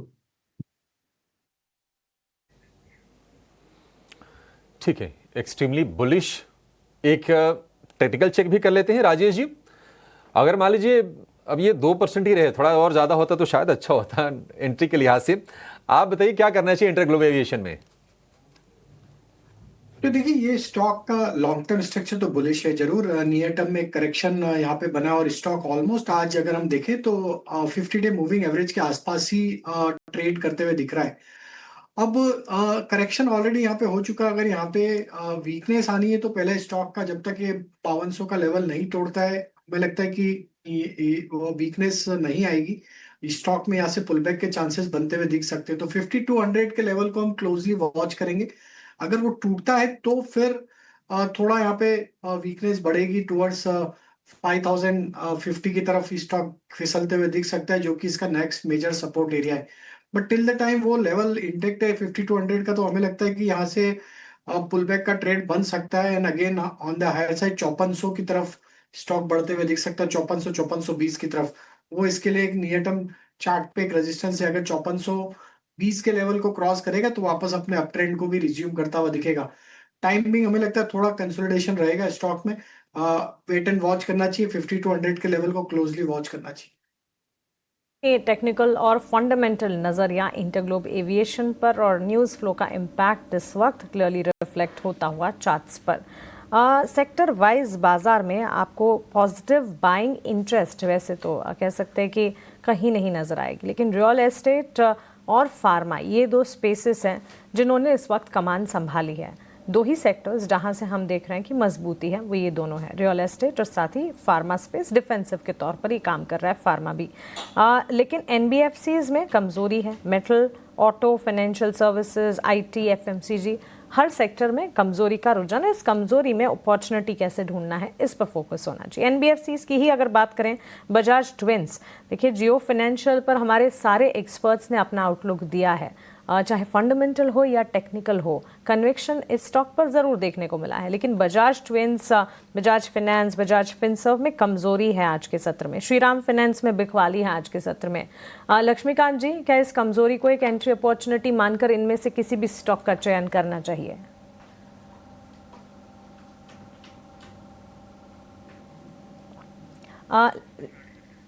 Laxmikant जी से शायद हम बात नहीं कर पा रहे हैं। राजेश जी, आपने सवाल सुना होगा। बजाज ट्विंस, साथ ही श्रीराम फाइनेंस, जियो फाइनेंशियल पर तो एक कन्विक्शन है ही, लेकिन ये स्टॉक्स कमजोरी दिखा रहे हैं। कमजोरी में क्या एंट्री अपॉर्चुनिटी ढूंढी जाए? तो आई थिंक मानसी जी, एक माइल्ड प्रॉफिट बुकिंग देखने को मिली, क्योंकि मार्केट थोड़े वोलेटाइल नेचर में है आज। तो हमें लगता है यस, यहाँ पे अपॉर्चुनिटी बाइंग की ही ढूंढनी होगी। ये स्टॉक्स में स्ट्रक्चर अभी भी बुलिश है। अगर बजाज फाइनेंस की बात करें तो स्टॉक एक अच्छे सपोर्ट के आसपास ट्रेड कर रहा है, जो कि करीब 9100 9050 के आसपास। तो यहाँ पे व्यू हमारा बुलिश है जब तक स्टॉक 9000 के ऊपर सस्टेन कर रहा है। छोटी मोटी गिरावट में जो भी गिरावट है उसको बाइंग अपॉर्चुनिटी जैसा यूज करना चाहिए। वही बजाज फिनसर्व में भी स्टॉक अपने एक मल्टीपल सपोर्ट के आसपास ट्रेड कर रहा है, जो कि करीब 2000 के आसपास। तो जब तक ये 2000 के ऊपर सस्टेन है, बाय ही का ही ट्रेड यहाँ पे ओपन रखना चाहिए। ऑन द हायर साइड जैसे स्टॉक में 2070 के लेवल क्रॉस होंगे, ये स्टॉक वापस अपने अप ट्रेंड को रिज्यूम करेगा and then possible up move towards 2150 की तरफ बढ़ेंगे। तो हमें लगता है अभी एनबीएफसी फाइनेंशियल्स में यहाँ पे बिल्कुल बाय का ही ट्रेड रखना चाहिए। जरूर थोड़ी वॉलेटिलिटी है मार्केट में, बट हमें लगता है गोइंग फॉरवर्ड ये स्पेस वापस अपने अप ट्रेंड को कंटिन्यू करेगी और यहाँ पे फर्दर और हायर साइड के लेवल्स भी हमें देखने को मिल सकते हैं। एएफसी स्पेस पर आपको मिलती हुई, और ये सारे स्टॉक्स फोकस रेडार पर हैं। ऑन दिस नोट एक छोटे से ब्रेक के लिए हम रुक रहे हैं। ब्रेक के उस पार जब लौटेंगे एक तो इवेंट्स ट्रिगर्स पर फोकस होगा, पीटीएसटी एसटीबीटी ट्रेड्स भी लेंगे। आप बने रहें। ब्रेक के बाद आपका फिर से स्वागत है क्लोजिंग कॉल में। बाजार में गिरावट हम देख रहे हैं। इंडिया विक्स में ऊपरी स्तर से थोड़ी सी कमी जरूर हुई है और इसने बाजार को थोड़ा रिवाइव करने का काम किया है। 0.25% ऊपर है इंडिया विक्स इस वक्त, जो कि एक वक्त 5% ऊपर था, और जो लेवल है इंडिया विक्स के हुए 18.5 के, लेकिन अभी भी थोड़े एलिवेटेड हैं। नीचे अगर आएंगे तो बाजार को जाके अच्छा सपोर्ट मिलेगा, अदरवाइज हम देख रहे हैं कि कुछ शेयरों में लोअर लेवल से बाइंग आ रही है। लेकिन कोपरा की बढ़ती कीमतों यानी कि नारियल की बढ़ती कीमतों ने एफएमसीजी कंपनियों पर दबाव बढ़ा दिया है और कीमतें बढ़ने का असर कंपनियों के मार्जिन पर पड़ सकता है। पूरी रिसर्च के साथ हमारे सहयोगी विश्वमोहन हमारे साथ जुड़ गए हैं। विश्वमोहन, कितनी बढ़ गई कीमतें और कहां पर असर आ सकता है इसका? देखिए, कोपरा की अगर बात करें तो पिछले एक साल में 40 से 50% तक दाम बढ़े हैं और इसका मेजर जो रॉ मटेरियल है, अगर एफएमसीजी कंपनियों की बात करें तो उसमें मैरिको करीब 50% उसका रॉ मटेरियल कोपरा के जरिए ही आता है और वो एक बड़ा मार्केट शेयर भी रखता है। 50% मार्केट शेयर अकेले नारियल तेल के मार्केट में मैरिको का है, तो उनके लिए एक बड़ा इम्पैक्ट है। और पिछले एक साल में हमने देखा भी है कि मैरिको ने 30% से ज़्यादा दाम अब तक बढ़ा दिए हैं। डाबर उसके बाद दूसरा बड़ा प्लेयर आता है, इमामी आता है, तो डाबर ने भी पिछले 12 महीने में 10% से ज़्यादा दाम बढ़ाए हैं और कोपरा के ही दाम नहीं बढ़े हैं। नारियल, बहुत सारी कंपनियां, एफएमसीजी कंपनियां ऐसी है जो डायरेक्ट नारियल तेल भी खरीदती है। साउथ एशियन कंट्रीज़ है जहाँ पे लगातार कोपरा के दाम बढ़ रहे हैं। तमिलनाडु में, आंध्र प्रदेश में, कर्नाटका में, वहाँ पर लगातार कीमतें ऊपर की तरफ जा रही है। कर्नाटक में 20,000 प्रति क्विंटल के भाव के पार भी निकल गया और मार्च के बाद से ये लगातार नया रिकॉर्ड बनता जा रहा है। हमने देखा था 2014-15 के बाद ये रिकॉर्ड पहली बार बना था, इस बार मार्च में, और मार्च के बाद से ही लगातार नए रिकॉर्ड बनते जा रहे हैं। और ये सिर्फ कोपरा ही नहीं, नारियल तेल के भी इंटरनेशनल मार्केट में दाम काफ़ी तेज़ी से बढ़े हैं। $2700 प्रति टन के पार निकल गया है फिलीपींस में नारियल तेल का दाम। तो ये एक बड़ी वजह है कि एफएमसीजी कंपनियां लगातार कीमतें बढ़ा रही है। हालांकि कई सारी कंपनियां कह रही हैं कि दाम अपने पीक के आसपास है, अब यहाँ से बहुत ज़्यादा बढ़ने वाले नहीं हैं और हमने ग्राहकों पे जितना बोझ डालना था डाल दिया है, अब ज़्यादा कीमतें नहीं बढ़ने वाली है। तो ये चिंताएं हैं एफएमसीजी कंपनियों को लेकर। हालांकि एक राहत की बात यही है कि बाकी रॉ मटेरियल जो इन कंपनियों के लिए उनके दाम कम है, जिसमें बाकी एडिबल ऑयल की दाम कम है, क्रूड ऑयल की कीमतें कम है, तो ये सारी राहत की बात है। लेकिन कोपरा की कीमतें चिंता की बात है और वो खास करके मैरिको के लिए, क्योंकि 50% मार्केट शेयर अकेले ही होल्ड करते हैं। और सिर्फ ये कोपरा सिर्फ नारियल तेल के लिए नहीं, कई सारे इंग्रेडिएंट्स हैं, कुछ कुकीज़ बिस्किट्स वगैरह के में भी इस्तेमाल होता है। इसके अलावा कॉस्मेटिक्स प्रोडक्ट्स और साथ ही सोप्स वगैरह में भी इस्तेमाल होता है, तो इसलिए ज़रूरी है। जी अभिषेक। विश्वन, बहुत ही इंटरेस्टिंग रिसर्च आप लेकर आए, बहुत शुक्रिया। तो नारियल मतलब कुकीज़ हो गया, नारियल तेल हो गया, चॉकलेट्स हो गए, बाकी कॉस्मेटिक वाले प्रोडक्ट उसमें यूज़ होता है। अच्छा, मुझे भी लग रहा था कि नहीं नारियल थोड़ा महंगा हो रहा है। मैं भी जब मंडी जा रहा था खरीदने तो थोड़ी सी महंगाई तो लग रही थी इसकी। तो 20,000 रुपये क्विंटल यानी कि 200 रुपये किलो के प्राइसेस हो गए हैं। और हालांकि कंपनीज कह रही हैं कि दाम नहीं बढ़ाएंगे, लेकिन दिक्कत ये है ना कि अब भारत जो है प्राइस सेंसिटिव मार्केट है और ये जो सारी कंपनीज है, मैरिको, डाबर इंडिया, इमामी, ग्रामीण भारत के साथ इनका कनेक्शन ज़्यादा है, तो प्राइस को कितना एब्जॉर्ब करेंगी, फिर उनके मार्जिन प्रोफाइल पर असर पड़ेगा, ये एक देखने वाली चीज़ होगी। लेकिन एक राय आपसे चाहिए राजेश जी।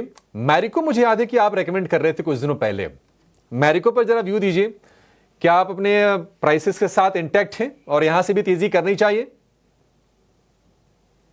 तो काफी स्ट्रॉन्ग सेटअप है इसका। अगर टेक्निकली देखें तो स्टॉक में जरूर पिछले 2 हफ्तों में थोड़ा एक करेक्टिव मूव बना है, बट अगर इसके अभी भी ओवरऑल स्ट्रक्चर देखें तो हमें लगता है जब तक ये स्टॉक 700 रुपए के ऊपर सस्टेन है,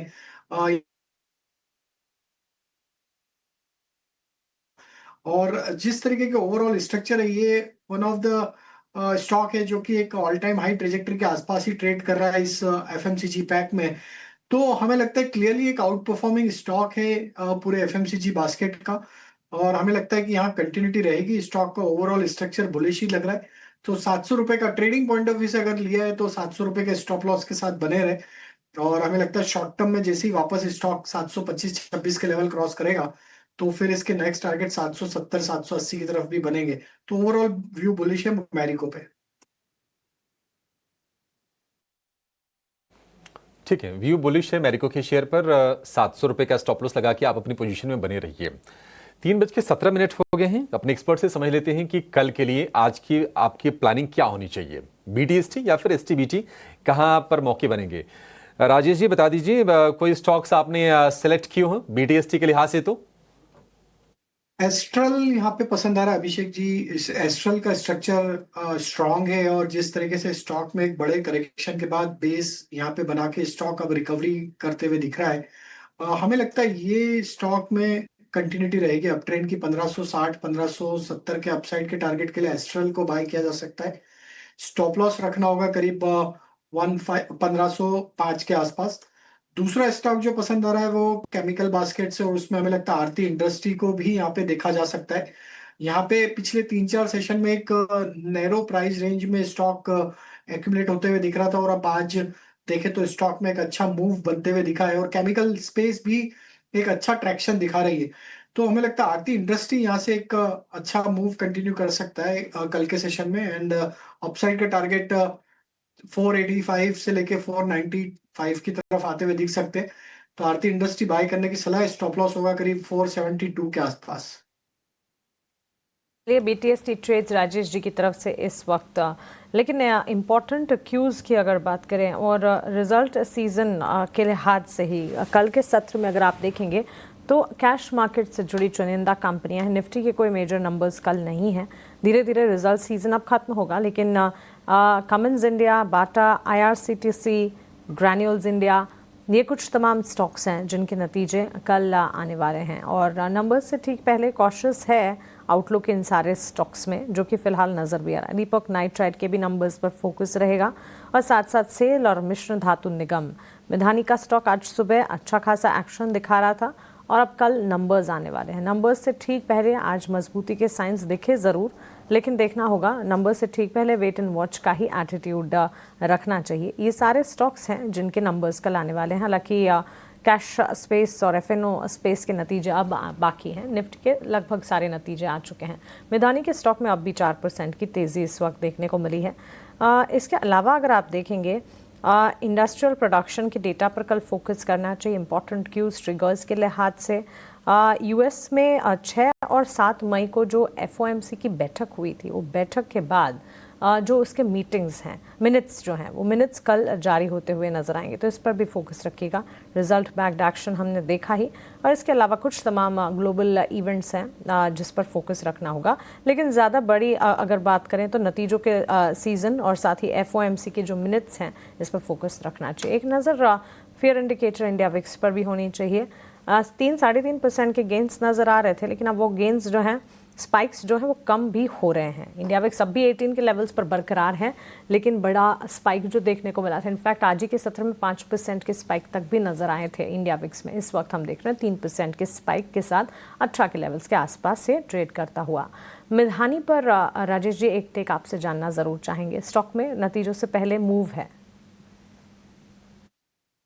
हाँ, स्ट्रक्चर बुलिश लग रहा है मानसी जी, और जिस तरीके से ऑलरेडी वीकली चार्ट पे एक ब्रेकआउट यहाँ पे स्टॉक ने बनाया है, हमें लगता है 395-98 का जोन इसके लिए एक ब्रेकआउट लेवल है, और जब तक ये इसके ऊपर बना हुआ है पॉसिबिलिटी है कि नेक्स्ट टारगेट इसका 450 की तरफ बढ़ते हुए दिखेगा।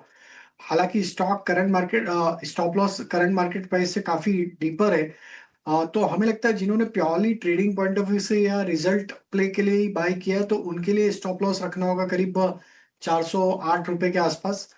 एंड हमें लगता है कि स्ट्रक्चर तो बुलिश है, स्टॉक में शायद पॉजिटिव मूव ही देखने को मिले, एंड यहाँ पे 435 440 की अपसाइड भी बनते हुए दिख सकती है।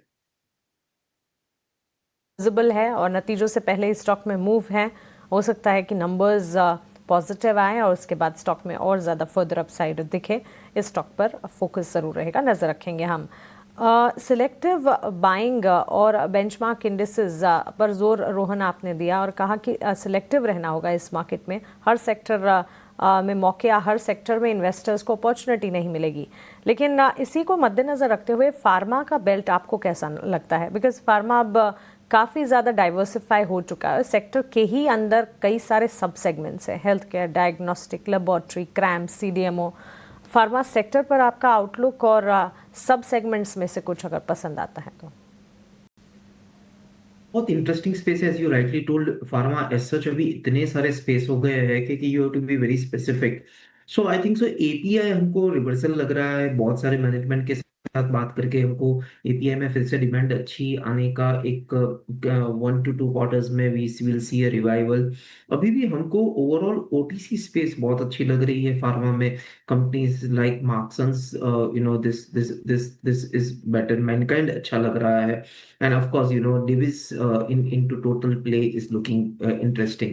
So I think so Divis एक ऐसा स्पेसिफिक है, स्पेसिफिक लार्ज सेगमेंट में जो मार्केट को आउट परफॉर्म कर रहा है। पर overall space is very stock specific. As a sector specific पूरा ग्रोथ हमको इतना नहीं दिख रहा है फार्मा। स्पेसिफिक, सेगमेंट स्पेसिफिक रहा जा सकता है। सेक्टर धीरे धीरे इवेंचुअली ही डेवलप होता नजर आएगा। हालांकि डिफेंसिव के तौर पर वॉलेटाइल मार्केट्स में फार्मा लगातार बाजार को संभालने का काम भी कर रहा है। थोड़ी देर पहले मिंडा कॉर्प की बात हमने करी थी और मिंडा कॉर्प के नंबर्स आए हैं। 4-4.5% की तेजी नतीजों से पहले भी स्टॉक में नजर आ रही थी। मार्जिन के फ्रंट पर मजबूती है, अच्छे नंबर्स हैं। मार्जिन के फ्रंट पर 11.4% से मार्जिन जो है सालाना आधार पर बढ़कर आए हैं 11.6%। आय के आंकड़े में करीब 9% का इजाफा, 1321 करोड़ की आय कंपनी ने पोस्ट की। सालाना आधार पर यहाँ पर भी बढ़त देखने को मिली। हालांकि मुनाफे के आंकड़े में कटौती है, 26% की कटौती मुनाफे के आंकड़े में। On year on year basis 52 crore के आंकड़े जो है पोस्ट किए हैं। सो नतीजों का इम्पैक्ट भी रिफ्लेक्ट होगा। मुनाफे के आंकड़े को छोड़ दीजिएगा तो नंबर्स ठीक ठाक नजर आ रहे हैं। इस पर हमने एक एक्सपर्ट टेक भी लिया। 2 दिन की तेजी के बाद राजेश जी, IT शेयरों में तो मुनाफा वसूली नजर आ रही है। इस मुनाफा वसूली को कैसे देखा जाए? छोटी मझौली IT कंपनियां, लार्जर IT प्लेयर्स, इन पर कोई टेक बनता है? तो आई थिंक थोड़ा यहाँ पे साइडवेज बिहेवियर ही रहेगा IT स्टॉक्स का, मिड कैप IT कंपनीज का भी। हमें लगता है थोड़ा मार्केट के दबाव के चलते यहाँ पे भी थोड़ा प्रेशर तो देखने को मिलेगा। बट हमें लगता है कि करेक्शन में वापस एक अपॉर्चुनिटी बनेगी इन स्टॉक्स को बाय करने की। हमें जो मिड कैप IT स्टॉक्स पसंद है उसमें कोफोर्ज हमारी पसंदीदा स्टॉक है। यहाँ पे व्यू बुलिश है। अगर डिक्लाइन में आपको ये स्टॉक करीब 8300 8250 के आसपास मिलता है तो वो एक अच्छा अट्रैक्टिव लेवल होगा स्टॉक को बाय एंड एक्यूमुलेट के लिए। एंड अपसाइड में हमें लगता है ये स्टॉक में 8600 8700 तक के अपसाइड आते हुए दिखेगी। वहीं अगर हम देखें तो जो दूसरे स्टॉक्स हैं IT में, LTI माइंट्री, यहाँ पे भी एक प्राइस कंसोलिडेशन देखने को मिला है। स्टॉक का पिछले 7-8 दिनों से एक नैरो प्राइस रेंज में ही ट्रेड करते हुए देखने को मिला है। अगर ये 5140 5150 के लेवल क्रॉस करेगा तो यहाँ पे भी एक अच्छा ब्रेकआउट अनफोल्ड होगा एंड देन स्टॉक के नेक्स्ट टारगेट 5300 की तरफ भी बनते हुए दिख सकते हैं। तो हमें लगता है most of the IT stocks एक रैली के बाद ऑलमोस्ट पिछले 7-8 दिनों से एक साइडवेज कंसोलिडेशन ही एग्जिबिट करते हुए दिख रहे हैं। बट हमें लगता है कि जैसी मार्केट में एक रिकवरी बनेगी, जैसी ब्रेकआउट होंगे हायर साइड पे, तो ये IT स्टॉक्स का भी कंट्रीब्यूशन आते हुए दिखेगा इस रैली में। एंड हमें लगता है LTI माइंट्री, कोफोर्ज और लार्ज कैप IT में अगर हम देखें तो यहाँ पे टेक महिंद्रा और HCL टेक, ये दोनों स्टॉक्स को भी फोकस में रखा जा सकता है। ठीक है, टेक महिंद्रा, HCL टेक पर आप फोकस करके चलिएगा। अब चलिए, कोई ट्रेड नहीं पूछेंगे, 3.5 मिनट का समय बच गया है। एक मार्केट पर व्यू चाहिए रोहन भाई। अगर हम अप्रैल के लोज से देखेंगे तो सेंसेक्स की जो रिकवरी रही है करीब वो 9000 10,000 पॉइंट की रही है। और निफ्टी की बात करें तो 21,800 वाला निफ्टी अब 24,800 पर खड़ा है, यानी करीब 3000 पॉइंट तो निफ्टी ने ऐड कर लिया है। अर्निंग सीजन भी लगभग बीत गया, लेकिन दिक्कत ये है कि 6-7% के आसपास की प्रॉफिट ग्रोथ कंपनीज ने दिखाई है। दूसरी चीज़ ये है कि वैल्यूएशन भी हम देख रहे हैं कि 22 के आसपास का निफ्टी का पी हो गया है। क्या आपको लगता है कि ये चीज़ें FIIs को परेशान करेंगी? नहीं लग रहा है कि ये परेशान करेगी। आप सोचो कि we are now the fourth largest economy, और हमारा और जर्मनी में बहुत बड़ा अंतर नहीं रहा है। And I am not surprise कि हम ये थर्ड पे आ जाएंगे ये फाइनेंशियल ईयर में। तो एक और जिस हिसाब से लास्ट दो इवेंट हुए हैं, ब्लेसिंग इन डिसगाइज हुआ है कि भाई एक तो how Trump has taken India one, second is that कि इंडिया कितना रेजिलिएंट है इंडिया पाकिस्तान वॉर में, plus the consumption, plus the growth. I think so we are totally into a growth trajectory. Growth ऊपर नीचे हो सकता है, पर मुझे ऐसा लग रहा है कि FII would 100% feel two reasons are left out. One, this is the first time in lifetime कि DII money is higher than FII. और second is that FII has consistently sold. So I would not be surprised कि 25,000 से in the rally of 30,000, FII would more do investment FOMO हिसाब से, fear of missing out rather than really investing. So I would be putting that के मेरे हिसाब से तो FII would be having a FOMO के इंडिया कैसे हमारे हिसाब से हमारे ग्रोथ के बिना ग्रो हो गया। So rosy days ahead. ठीक है, आपके मुंह में घी शक्कर सर। हम भी यही चाहते हैं कि एफआईज भारत से दूरी ना बनाएं, और तमाम ऐसे ट्रिगर्स हैं मैक्रो पिक्चर जो भारत को बहुत ही स्वीट स्पॉट में रखते हैं। 6% की ग्रोथ किसी बड़ी इकॉनमी में आपको शायद ही दिखे, 6-6.25% के आसपास की जो होगी पूरे फुल ईयर के लिए FY25 में, और 3% की इन्फ्लेशन हो गई, बाकी चीज़ें भी ठीक दिख रही हैं। तो ये बढ़िया आकर्षक डेस्टिनेशन तो है, इसमें कोई दो राय नहीं है। क्लोजिंग की तरफ बढ़ेंगे। आज निफ्टी की बस कह सकते हैं कि एकमात्र अच्छी चीज़ ये रही कि नहीं, 24,800 का जो सपोर्ट है जो क्लोजिंग बेसिस पर वो बचता हुआ दिख रहा है। हालांकि ये लोअर लेवल से करीब 125 अंकों के आसपास की रिकवरी निफ्टी में आई है। निफ्टी बैंक की बात करें तो क्लोजिंग होने जा रही है 55,350 के आसपास, करीब करीब 300 अंकों के आसपास की रिकवरी हमने निफ्टी बैंक में देखी है। लोअर लेवल से 200 अंकों की कमजोरी के साथ बंद होने जा रहा है। और अगर हम शेयरों की बात करें तो आज जियो फाइनेंस रहा टॉप परफॉर्मर निफ्टी का, 4.25% के आसपास की तेजी रही है। उसके पीछे की वजह ये रही कि जियो ब्लैक रॉक की जो जेवी है म्यूचुअल फंड कारोबार के लिए, उसको सेबी से मिल गई है मंजूरी, इसके चलते इसमें तेजी बनी है। इंडसइंड बैंक में 2.5% के आसपास की तेजी, शेयर थोड़ा गिर रहा था, थोड़ा सपोर्ट लिया इसने। बाकी कोई भी शेयर 1% ऊपर बंद नहीं हुआ है, लेकिन कंजम्पशन वाले खेमे में आज थोड़ा डेंट लगा है, प्रॉफिट टेकिंग आई है। ITC हो गया, इसके अलावा आप देखेंगे तो टाटा मोटर के शेयर में आज कमजोरी दिखी है। M&M का शेयर आज कमजोर हुआ। बड़े बैंकों में ICICI बैंक में आज कमजोरी हमने देखी। IT शेयरों ने आज प्रेशर बनाने का काम किया, और सीमेंट शेयरों में आज हमने चौतरफा बिकवाली आज के सत्र में देखी है। इसके अलावा डिफेंस वाले शेयरों में थोड़ी बाइंग रही है, पॉजिटिव न्यूज़ भी आई। इंडिगो में block deal I Rakesh Gangwal परिवार की तरफ से, तो ये शेयर करीब 2% आज टूट के बंद होने जा रहा है। ओवरऑल एक वीक सेशन कहेंगे, इतनी उम्मीद नहीं थी कि आज गिरावट के शिकार होगी, लेकिन बाजार आज गिरा, प्रॉफिट टेकिंग का शिकार हुआ। 2 दिन बाद अब एक्सपायरी है, पूरा फोकस उस पर शिफ्ट हो जाएगा। वोलेटिलिटी बाजार में आज हमने चरम पर देखी, काफी ज्यादा वोलेटाइल दिन भर एक्शन होता रहा बाजार में, और आखिरकार 24,800 के आसपास हम क्लोजिंग देख रहे हैं निफ्टी की। और निफ्टी बैंक की बात करें तो 55,350 के आसपास की क्लोजिंग आज के सत्र में है। चलिए इसी के साथ इस शो को यहाँ पर समाप्त करेंगे। राजेश जी और रोहन जी, आप दोनों का बहुत शुक्रिया आज समय देने के लिए और हमसे बातचीत करने के लिए तमाम मुद्दों पर। फिलहाल मानसी को और मुझे आप दीजिए इजाजत, लेकिन आप बने रहिए टीवी न्यूज़ स्वदेश के साथ। नमस्कार।